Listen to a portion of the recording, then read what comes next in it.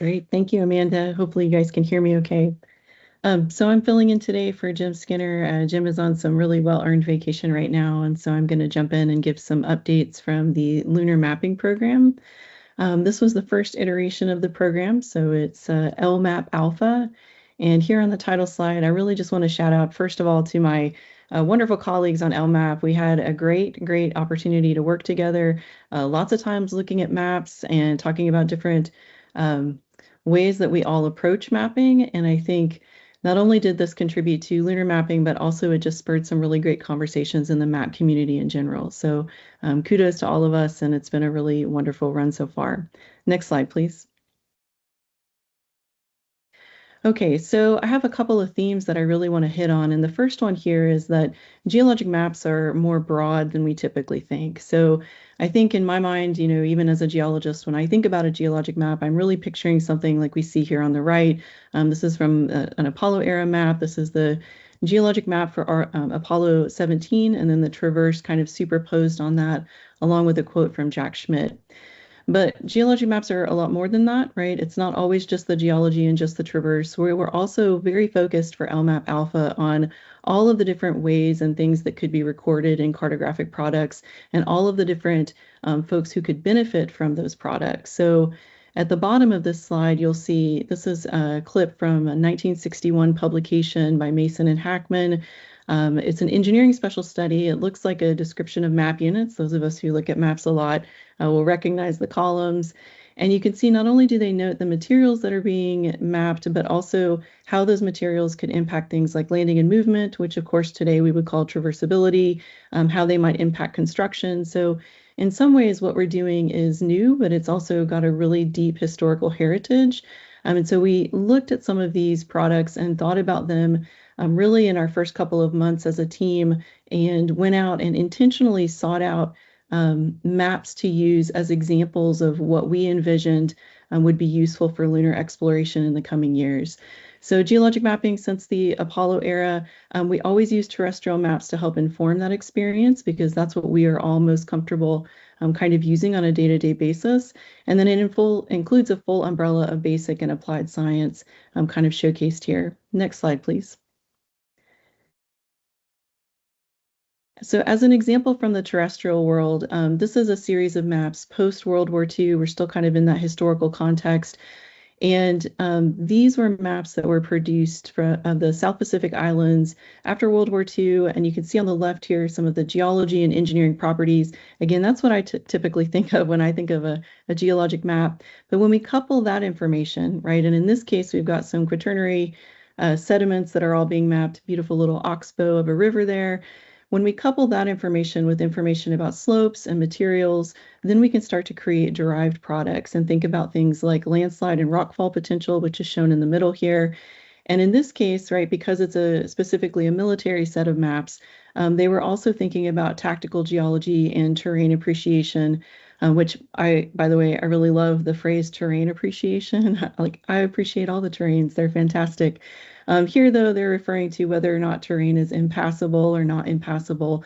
And so these were all kind of in the back of the LMAP Alpha team's minds as we moved forward and started to create innovative products as a group and then kind of individually and sharing our information together. Next slide, please.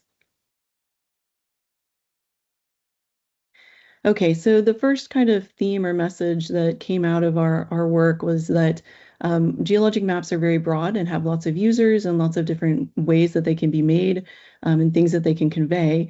And then the second message here is the importance of scale and having maps at multiple different scales. So here on this slide, I'm sure all recognize this is the Fortezo et al. 2020 Unified Geologic Map of the Moon. It's based on the Wilhelms maps from the 1970s. And these products are fantastic when we're talking about global phenomena or we're, really comparing different large-scale terrains of the moon. If we look at some of the other scales, so next slide, please, that currently exist, we have things like these, and I'm going to talk through these. So from left to right, on the left side, we're now looking at the south pole of the moon. There's that same global geologic map superposed.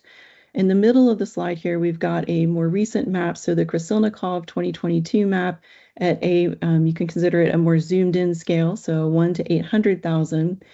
And then we have kind of a gap in scale to a landing site scale map on the right. So this is the Bernhardt et al. 2022 map at a 1 to 8,000 scale.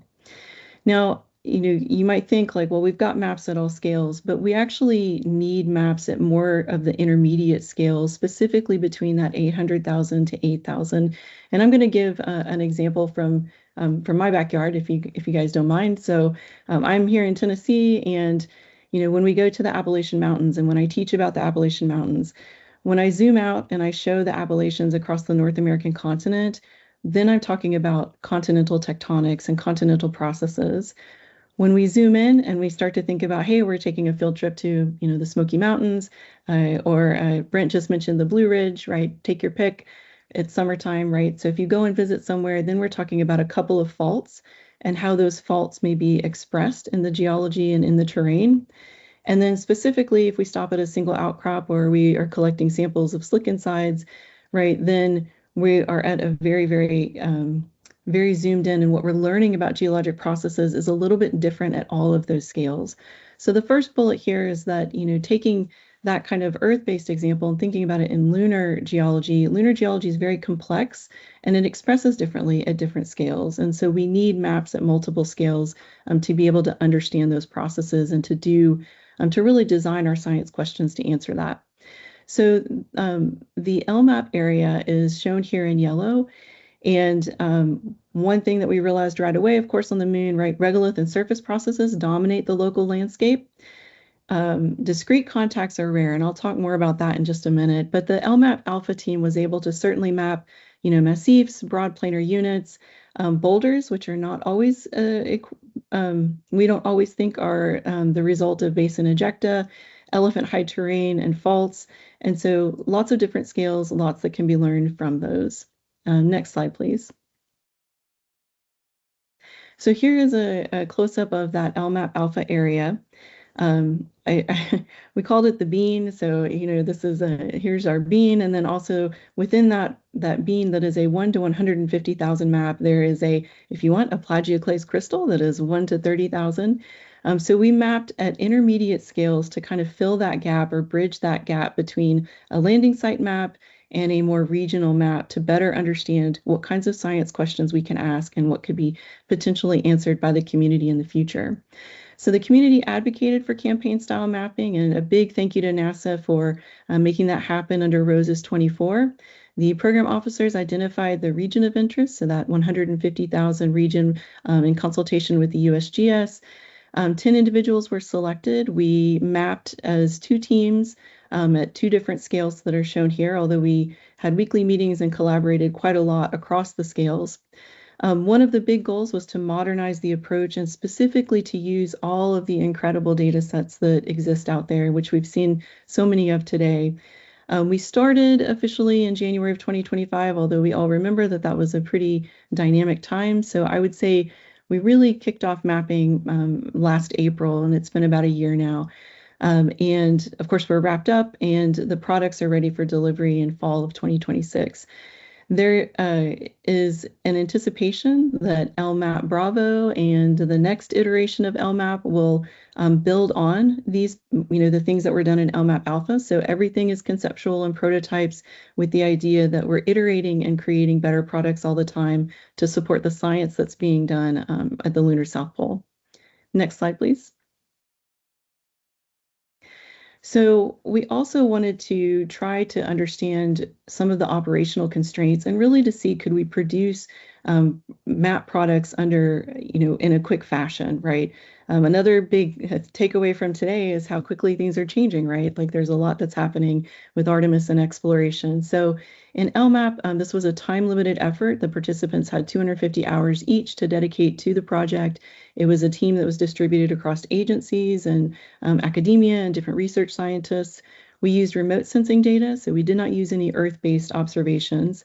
A wide variety of data sets, tested several different workflows, and had conversations about what worked and what didn't.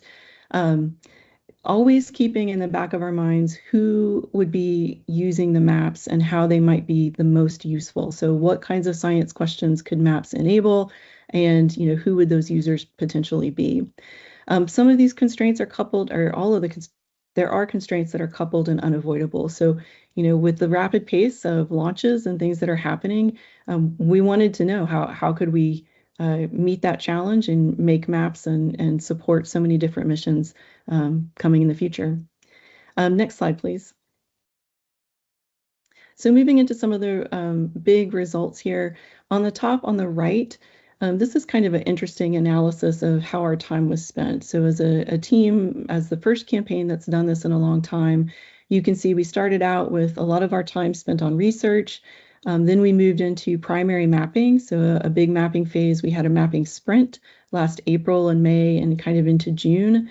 At the same time we were doing analysis, we produced some raster layers and had conversations about what types of analytical techniques would be appropriate.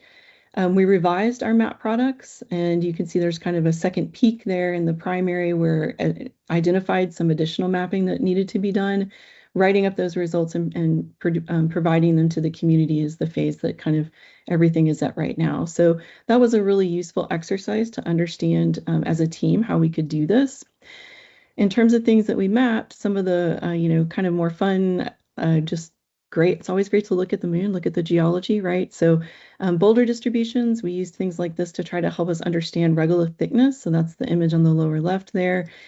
And oh my goodness, impact garden regolith dominates. So if you are on this call and you have mapped on the moon and you've redrawn a contact 15 times in one afternoon, I empathize with you. It is tough to map in some of these regolith areas, especially in the highlands, right? The contacts are diffuse and overprinted. I want you to know, I hope you feel seen because it's a challenge. Contacts are diffuse or overprinted, but what that told us, or what we learned from that, is how important it is to convey the confidence of a contact, right? If we are selecting landing sites or we have crew that are going to the moon, we certainly want them to know which contacts we can see and are supported by multiple different data sets, and which contacts were drawn after I had too much coffee one afternoon, and that will be labeled as inferred. So products are in development, the unit refinement is ongoing, and I'm very excited to see these products get out to the community. Next slide, please. So I know Jim presented these draft figures at LPSC, so they are forthcoming. These are just some of the quick draft results.